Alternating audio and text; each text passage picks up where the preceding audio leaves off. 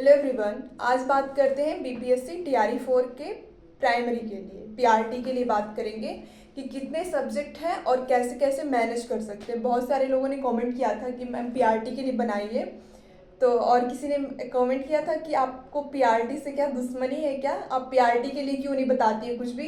तो देखिए, मैं ये सोचती हूँ कि जिस चीज़ में मैंने एग्ज़ाम निकाला है, मतलब कि मेरा अगर टीजीटी में एग्ज़ाम निकला है और मैंने एग्ज़ाम ज़्यादातर जूनियर और टीजीटी का दिया है, तो मैं उसी के लिए वीडियो बनाऊँ, ताकि ये ना हो कि इस चीज़ का मैंने एग्ज़ाम नहीं दिया, उस चीज़ का वीडियो कैसे बना रही हूँ। बल्कि मैंने टीआरई 1 का एग्ज़ाम दिया है पीआरटी के लिए, क्योंकि बीएड बाहर हो गया, इसलिए पीआरटी का फिर हम लोग दे नहीं सकते हैं। तो देखिए, पहली बात तो बात करते हैं सब्जेक्ट की। तो टोटल 8 से 10 सब्जेक्ट हैं। देखिए, पहला सेक्शन टोटल 150 नंबर का, मतलब 150 नंबर का आएगा, जिसमें से 30 नंबर का होगा जो जिसका आपका मार्क्स ऐड नहीं होगा, मतलब 120 में मेरिट बनेगी। ठीक है।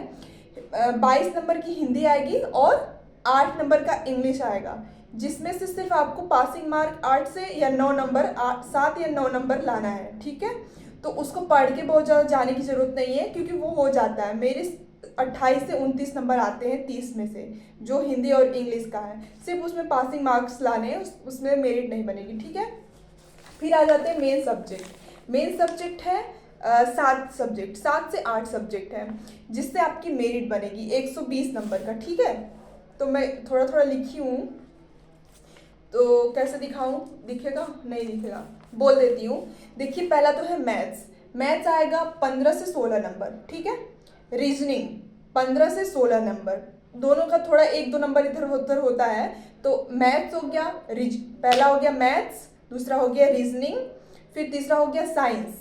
साइंस आएगा 22 से 23 नंबर का। साइंस में सिर्फ साइंस मत समझिए, साइंस में आएगी फिजिक्स, केमिस्ट्री, बायो, तीनों आएगा। फिजिक्स में भी जो छोटे मोटे फिजिक्स के होते हैं, जैसे कि लाइट का चैप्टर हो गया, उत्तल लेंस, अवतल लेंस, ये सब हो जाएगा। केमिस्ट्री में जैसे अम्ल, क्षार, लवण और ये सब हो गया। केमिस्ट्री के कुछ कुछ जो फॉर्मूलाज हो गए, वो सब आ जाएंगे। और बायो में कुछ कुछ चीज़ें आ जाएंगी। तो साइंस में कह रही हूँ, साइंस 23 नंबर, तो साइंस से सिर्फ आप साइंस ना समझिए, साइंस में फिजिक्स, केमिस्ट्री में और बायो तीनों आएगी। फिर इसके बाद 3 हो गया मैथ्स, रीजनिंग, साइंस, और 5वां हो गया करंट अफेयर। करंट अफेयर आएगा 16 नंबर का आपका। ठीक। फिर हो गया हिस्ट्री। हिस्ट्री आएगी आपकी 16 से 17 नंबर, 1-2 नंबर इधर उधर होता है, एकदम फिक्स नहीं है इसमें। 16 नंबर की हिस्ट्री। फिर ज्योग्राफी आएगी 23 नंबर की। फिर मैं ज्योग्राफी कह रही हूँ, तो ज्योग्राफी 23 नंबर का, 22 से 23 नंबर आएगा। ज्योग्राफी में सिर्फ ज्योग्राफी नहीं आएगी, ज्योग्राफी में आएगा बिहार स्पेशल और भारत का भौतिक भूगोल। फिर हो जाएगा ईवीएस। ईवीएस में जैसे कि फूड चेन वगैरह आती है, ये सब आ जाएगा। तो हिस्ट्री के ज्योग्राफी कहने से सिर्फ ज्योग्राफी मत समझिए, इसमें भारत का भौतिक भूगोल और बिहार स्पेशल और ईवीएस सब ऐड है। ठीक। 6 हो गया टोटल। फिर हो गया पॉलिटी। पॉलिटी आएगी 9 नंबर की, 8 से 9 नंबर की। तो ऐसे टोटल हो गया 120 नंबर। ठीक है। टोटल 7 सब्जेक्ट बन रहे हैं, आपके पास 7 दिन है, उसके हिसाब से आप डिवाइड करिए। जैसे अगर मान लीजिए एक दिन में 2 सब्जेक्ट करिए, अगर आप 7 सब्जेक्ट है, 7 दिन है, एक दिन में एक सब्जेक्ट करते हो ना, तो अगर आप मैथ्स कर रहे हो तो दिन भर अगर आप मैथ्स करोगे तो आपकी प्रोडक्टिविटी कम हो जाएगी। अगर आप 2 सब्जेक्ट रखते हो, कि मैथ्स रख लिया मैंने और मैंने कोई और सब्जेक्ट रख लिया, पॉलिटी रख लिया, ठीक है, क्योंकि पॉलिटी थोड़ी कम है। पॉलिटी कम है का मतलब पॉलिटी कम नंबर की आएगी, पॉलिटी कम है नहीं, मतलब सिलेबस तो बहुत है पॉलिटी का, यूपीएससी लेवल का नहीं पढ़ना हमें, क्योंकि 9 नंबर की सिर्फ पॉलिटी आएगी। तो ऐसे करके आप मैथ्स कर लो या फिर हिस्ट्री कर लो। ठीक है। थोड़ा देर मैथ्स पढ़ो, फिर हिस्ट्री पढ़ो, फिर मैथ्स पढ़ो, फिर हिस्ट्री पढ़ो, पूरे दिन में ऐसे करके तब आपकी प्रोडक्टिविटी बढ़ती है। वो एक रूल है कि अगर आप सिर्फ एक ही चीज़ पे अटके हो तो आपकी प्रोडक्टिविटी ऑटोमेटिक कम हो जाती है। फिर हो गया ये। फिर ट्यूसडे को कर लो रीजनिंग कर लो। रीजनिंग थोड़ा सा हार्ड होती है, किसी को जिनको लगती है, तो रीजनिंग कर लो, करंट अफेयर कर लो। फिर वेडनेसडे को साइंस कर लो। साइंस में देखो, साइंस में फिजिक्स, केमिस्ट्री, बायो तीनों करना है, तो सिर्फ पूरे दिन साइंस पढ़ो। फिर ट्यूसडे को कर लो Sunday, Monday, Tuesday, Wednesday, Thursday. Thursday को ज्योग्राफी कर लो। ज्योग्राफी में ईवीएस, बिहार स्पेशल सब आता है। फिर फ्राइडे को कर लो आप क्या बच गया, जो भी बच गया है उसको फ्राइडे को कर लो।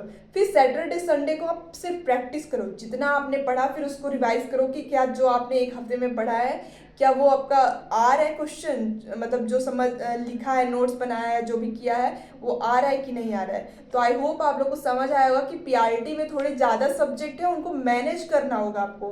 टीजीटी पीजीटी पीआरटी से टफ नहीं है, क्योंकि पीआरटी में सब्जेक्ट ज़्यादा है और मुझे तो पीआरटी ही टफ लगता है। टीजीटी पीजीटी में ये है कि मेरा 80 नंबर का सब्जेक्ट आएगा और जो भी जीएस है 40 नंबर का, तो मैं वो कर लेती हूँ। लेकिन जो पीआरटी है इसमें नंबर ऑफ सब्जेक्ट ज़्यादा है, उसको मैनेज करना थोड़ा सा टफ है। तो इसलिए आप अपने हिसाब से बनाइए जो आपको इजी लगे। एक दिन में 2 सब्जेक्ट करिए, उसके अकॉर्डिंग जो आप ज़्यादा कर लो, ठीक है। मैं करती अपने लिए, तो मैं मैथ्स और पॉलिटी को एक साथ करती, रीजनिंग और करंट अफेयर को एक साथ करती, साइंस को अकेले पूरे दिन पढ़ती, और ज्योग्राफी और ईवीएस को एक साथ, ज्योग्राफी ईवीएस, फिर फ्राइडे को हिस्ट्री कर लेती, फिर इसके बाद सैटरडे संडे को पूरा जो भी पढ़ा है उसको रिवाइज कर लेती, ठीक है। आई होप आपको समझ आ गया होगा कि पीआरटी के लिए क्या क्या करना है। फिर इसके बाद कुछ कमेंट्स आए थे, तो वो उसका मैं जवाब दे देती हूँ।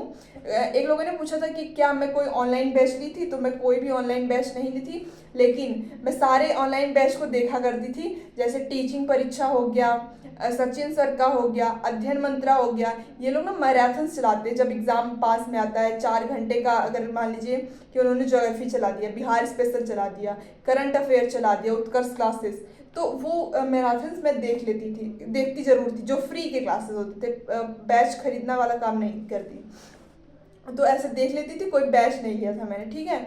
और कौन सी सबसे बेस्ट, किसी ने पूछा था बेस्ट प्रैक्टिस सेट, तो देखिए सबसे best practice set BPSC TRE के लिए यूथ पब्लिकेशन और पूर्वालोकन, बीपीएससी पूर्वालोकन जो आता है, उसके ऑनलाइन भी वीडियोस हैं। अगर आपके पास पैसे नहीं बुक खरीदने के लिए, ऑनलाइन भी बहुत सारे साइंस के और हिस्ट्री के, ज्योग्राफी के सारे यूट्यूब पे पड़े हुए फ्री 4-4, 5-5 घंटे की मैराथन से। आप लोग टेलीग्राम ज्वाइन कर लीजिए, मैं उस पर सेंड कर दूंगी कुछ कुछ, ठीक है।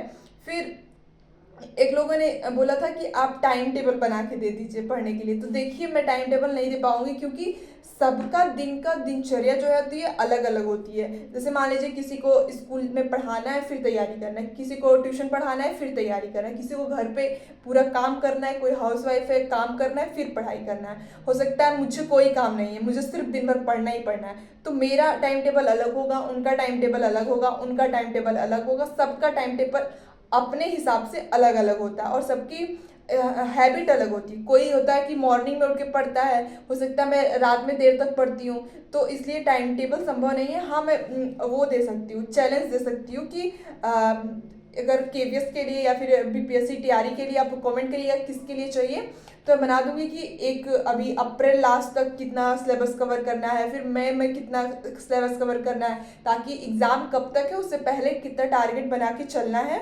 उस हिसाब से आपको गोल ओरिएंटेड प्रोसेस अपने माइंड मेकअप करके चलना है बस। और भी अगर कुछ पूछना होगा तो आप लोग कमेंट करिएगा, मैं बता दूंगी, और थोड़ा थोड़ा जो भी क्वेश्चन होता है मैं बता दूंगी। बहुत ज़्यादा तो मुझे उतना नॉलेज नहीं है, बट बीपीएससी टीआरई के लिए मुझे पता है, क्योंकि मैंने 4-5 एग्जाम दिए हैं, तो मुझे थोड़ा आइडिया हो चुका है कि उनकी थिंकिंग प्रोसेस कहाँ तक है और वो कहाँ से क्वेश्चन बनाते हैं और कहाँ तक जा सकता है उनका दिमाग। तो ज़्यादा से ज़्यादा आप लोग पूर्वालोकन से प्रैक्टिस करिए, क्वेश्चन जरूर प्रैक्टिस करिए, पढ़िए थोड़ा लेकिन प्रैक्टिस ज़्यादा करिए, क्योंकि ज़्यादा प्रैक्टिस करेंगे तो आपका क्वेश्चन होने की, सही होने की संभावना ज़्यादा बढ़ जाएगी। थैंक यू सो मच, और कुछ भी जानना होगा तो कमेंट करिएगा। Thank you.